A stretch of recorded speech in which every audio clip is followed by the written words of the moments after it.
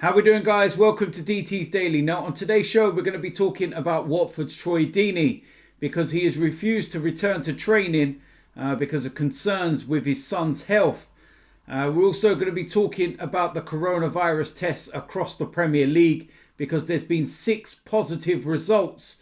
And we're also going to be talking about Manchester City because they have a date set for their appeal with their 2-year European ban. I represent my fucking self. How we doing, guys? Welcome to DT's Daily. That's right.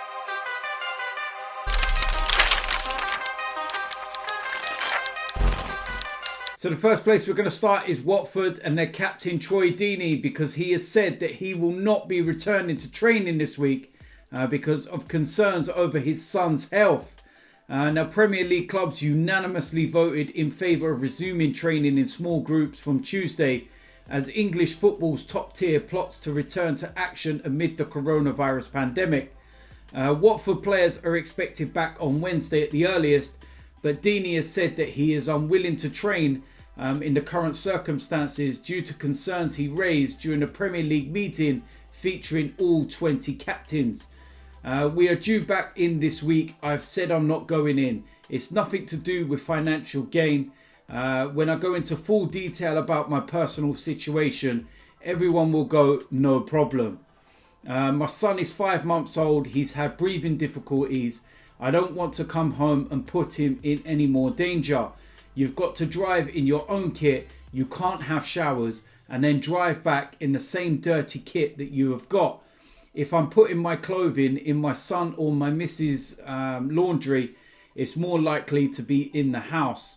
Along with West Ham captain Mark Noble, Deeney voiced his concerns over the project restart and had his doubts about the proposed June the 12th restart, a date that the Premier League chief executive Richard Masters says they remain flexible over. Within the meeting, I asked very simple questions. For Black, Asian and mixed ethnicities, there are 4 times more likely to get illnesses and we are twice as more likely to have long-lasting illnesses. Is there going to be any additional screening? Heart stuff to see if people have got any problems? No? Okay. Well, I think that issue should be addressed. If going forward in phase 2 and 3, which are going into smaller groups of 3 to 6 people, is there a clear layout? If we hit certain targets, then we will transition into 11v11. No, it's 6 days of this, 7 days of that, then a week until you are playing. So listen, I'm not just saying this because I know him on a personal level, but I fully back him 110%. And if you do not back him over this situation, then you need to take a long, hard look at yourself. His concerns is his 5-month-old son. And it's as simple as that. He's got breathing difficulties and he doesn't want to risk bringing coronavirus home to his son. You know, what person in their right mind would want to do that and take that risk over a game of football? I can tell you now, straight away, money's not an issue to Troy Deeney in terms of you can sit there and say, if you don't play, we'll take your wages away. He honestly would not care. His concern is his family, his son, his missus, his other children. End of. It's as simple as that. I fully back him on this situation. And from what he's saying as well within this meeting, they're not getting very clear answers. He wants to know about certain issues and certain way that they're going to bring football back. Is it going to be integrated slowly? And it's not. It's just going to be a case of a couple of days here, a couple of days there, then bang, you're playing. And you've got to look at that and see why players have concerns now. And yeah, with this situation, I've seen a few people online making a few comments and whatnot. Seriously, go and take a long, hard look at yourself. The man's protecting his family, protecting his son. No issues in any way, shape or form. If he doesn't want to play, doesn't want to train, nobody can force him, and it's as simple as that.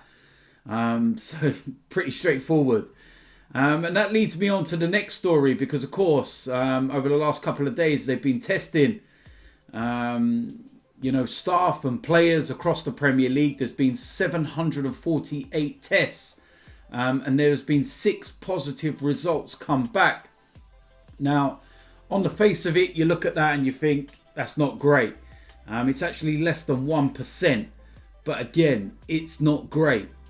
And it's now about the Premier League and the authorities to try and, stop this from being any. And it's got to be 0. Late yesterday evening, one of the names of the positive tests came out. And it was actually Burnley's assistant manager, Ian Wone. So first and foremost, we send our best wishes out to him and hopefully he makes a full recovery. We don't know his current situation. Could be one of these that's, not feeling any symptoms in any way, shape or form. And he's quite shocked to have it. But yeah, we send our best wishes. But look, you look at this and you just think, okay, this is the first round of testing. It's good to get this done now. And then we can look forward. But what happens in a couple of weeks if, we get back to training and then tests start? It just brings back my argument all the time, man. And why I keep saying that I think that the league should just be finished and we should just be looking at August, September to get going again. Give Liverpool the title. Points to game ratio, as harsh as that may seem for certain teams and whatnot, it is what it is. People will sit there and say that, you don't want Liverpool to win this or win that. What I'm trying to say to you is that if the season finishes now on a points to game ratio, Arsenal are not getting European football. We are 5 points, 6 points away from a Champions League place? Something like that. So it's in our benefit to actually go back because we could actually get European football. Think about it.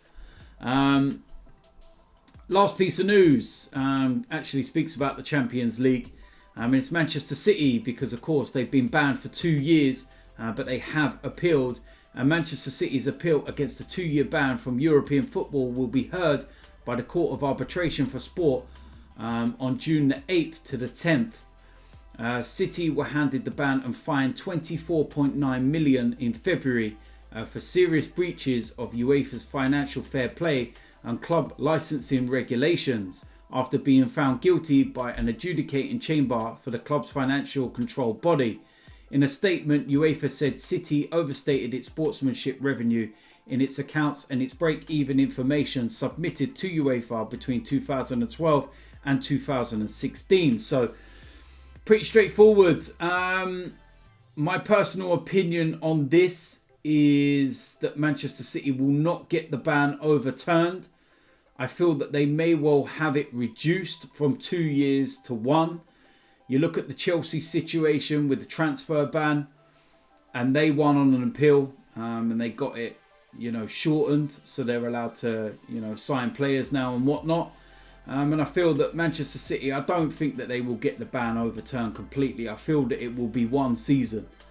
If the Court of Arbitration actually stick to this and, give the 2 years, then what's going to happen to some of the Manchester City players? You remember on one of my shows, I was talking about Kevin De Bruyne.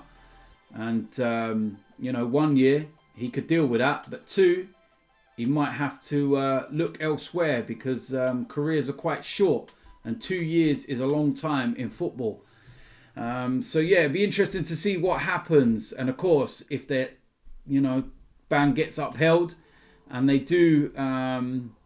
miss out on European football, then 5th place becomes an option in the Premier League. And again, that just goes back to my earlier point. Arsenal have an opportunity of getting Champions League football because we're not far behind. 3 or 4 points. Listen, it's there for the taking. So it's in our benefit to finish the season, but I have reasons why I don't want it to finish if it's not safe. It's as simple as that. So there we go. That is it for today's DT's Daily. Now, one thing that I will say is I apologise if I seem a little bit dazed today or a little bit not really with it. It's because I'm very, very heavily sedated because I have very, very, very bad toothache. And I think I've taken too many drugs. Painkillers work wonders. And I'm just kind of floating a bit. But listen, I get the show out there. I get the news done. And I can go back to bed. And I can try and just relax a bit. Anything to take the pain away. My word. But listen, if you're new around here, hit the subscribe button. Make sure you smash a like on this video. And I will see you lot tomorrow. I'm out of here.